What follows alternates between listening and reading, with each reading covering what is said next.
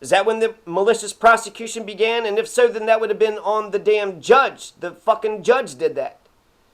And judges are immune from suit. So that's another incredible part of this, entire equation. Let's carry on.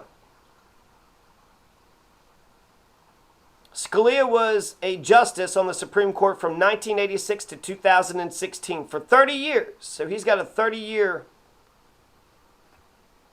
time period. Now, there's one complication with the heck bar when he's talking about tolling and accrual. The heck bar is open-ended.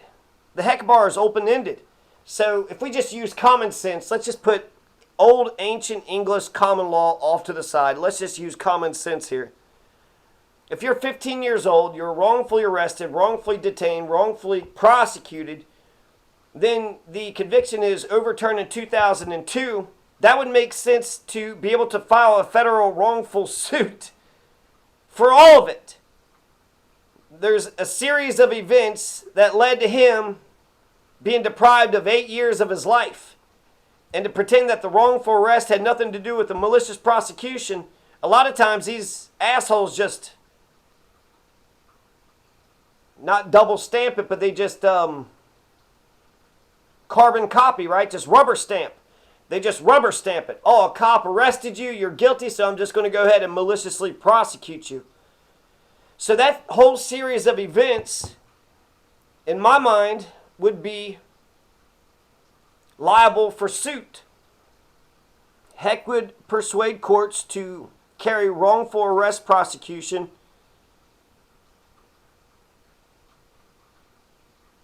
continuously, indefinitely, even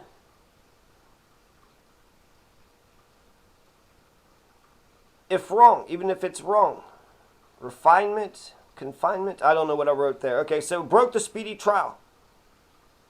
I don't know when that's going to be addressed, right? So if the judge breaks some of your constitutional rights, you can push criminal charges against these pricks.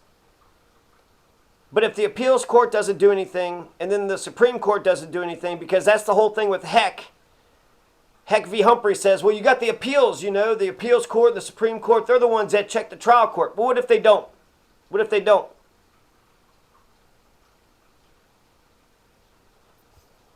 When I wrote my appeal, Colorado Appeals at the Supreme Court didn't review the trial court case. It was timely and written in the vernacular of Colorado law. Let's see, Heck v. Humphrey. Plaintiff Wallace asserted that accrual doesn't begin until the state dropped the charges against him. Yeah, that's right. Common sense says that's correct. But Scalia and Wallace v. Kato says that's not so. So we have two things here that we want to talk about. I'm going to say rule number one is the Heck rule for deferred accrual only exists when the conviction has not been invalidated. It's an outstanding criminal judgment until setting aside an extant conviction, accrual is delayed. So what that is saying is you can have an exception, but the exception only exists if you file the case. So he was supposed to file the case when he got arrested. He was supposed to fight the state charges, learn the state laws, learn their vernacular, learn the rules of evidence, learn their procedures. And then he was also supposed to learn the federal case, and he was supposed to file the federal case right then and there. Now, Heck's hoary principle that civil tort actions are not appropriate vehicles when challenging the validity of outstanding criminal judgments, and Congress gave habeas corpus that power. Well, Congress gave habeas corpus that power. So automatically, Scalia is calling this stupid-ass Heck v. Humphrey principle a hoary principle. And what does hoary mean? Hoary means trite. Hoary means overused, old and overused. So they're trying to say that when it comes to a criminal conviction, you're not allowed to use a civil judgment to invalidate it. But if OJ did the opposite, right? OJ didn't get convicted criminally, but he was sued civilly, and then that's how he was held liable. So you can use civil suit to attack the person, but you can't use a civil suit to defend the person.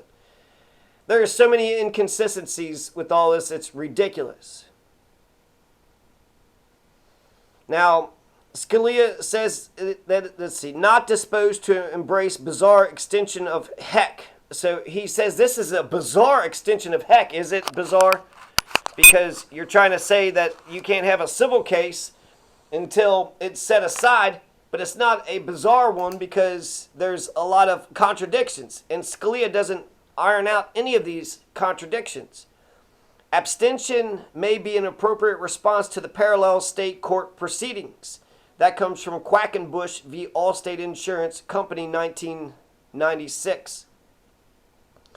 Abstention may be an appropriate response to the parallel state court proceedings. So the whole idea that you can only do one case at a time, but you're actually supposed to do two cases at a time.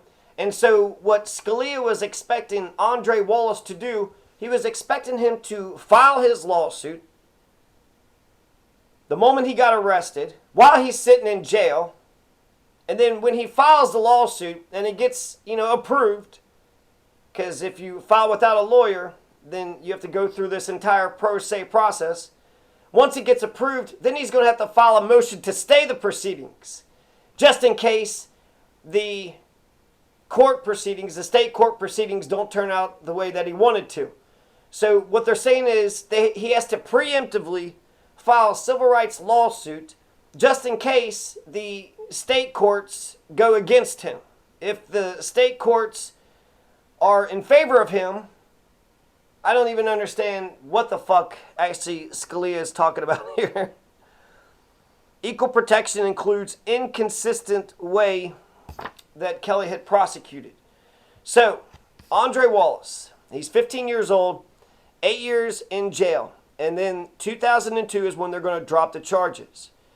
12 years after he was wrongfully arrested, the Supreme Court of the United States is finally going to hear his case.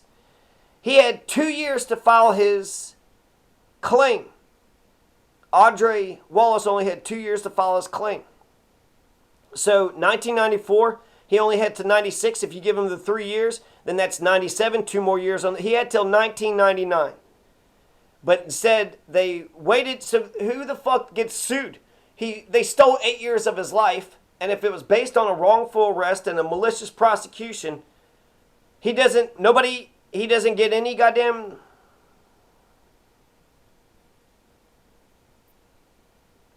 He doesn't get any relief, no remedy for that. 1994, January 1994, Kristen Kato and Eugene Roy were the cops. And they were playing good cop and bad cop. They had kicked him. They had kicked Andre Wallace and they slapped him. And then eventually they're going to get him to do a confession. Now, until I read Framed, I didn't even know that there was a thing called false confessions.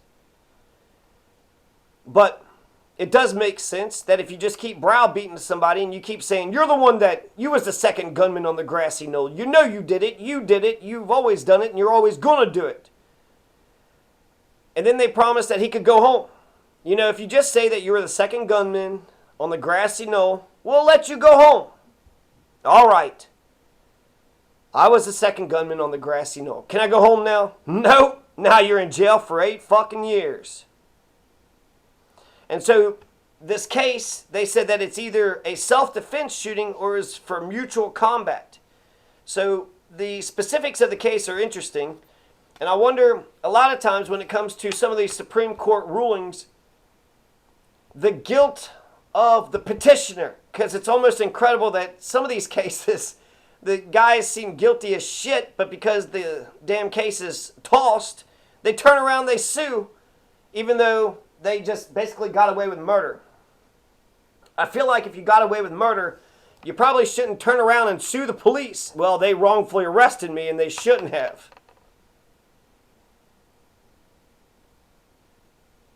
So they're saying that it was a self-defense shooting or that it was done in mutual combat. This is the murder of John Handy in the city of Chicago.